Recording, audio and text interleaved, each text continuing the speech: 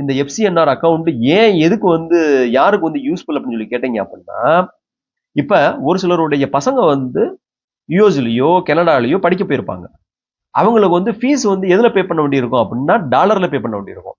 இப்ப இன்னைக்கு நம்ம வந்து சம்பாதிக்கக்கூடிய டாலர் வந்து ஒரு 5 வருஷம் கழிச்சு பாத்தீங்க அப்படின்னா எவ்ரி இயர் வந்து இந்தியன் ருபீஸ் வந்து டிப்ரிசியேட் ஆகும். ஏன் டிப்ரிசியேட் ஆகும் அப்படின்னா இப்ப நீங்க பாருங்க, இன்னைக்கு நீங்க சம்பாதிக்கிறத உடனே வந்து நீங்க வந்து ஐஎன்ஆரா கன்வெர்ட் பண்ணி என்ஆர்இ டெபாசிட்ல போட்டீங்க அப்படின்னா ஒரு 2010ல வந்து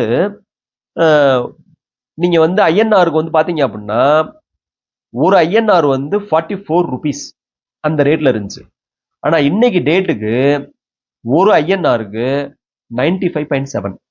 அப்ப நீங்க பசங்க படிக்கிறது வந்து டாலர்ல வந்து நீங்க அனுப்பணும் அப்படின்னா 2010ல நீங்க வந்து 44 ரூபா கொடுத்தீங்கன்னா ஒரு டாலர் வாங்கிடலாம். ஆனா இன்னைக்கு டேட்டுக்கு நீங்க வந்து 95.75 ருபீஸ் கொடுத்தாதான் ஒரு டாலர் வாங்க முடியும்.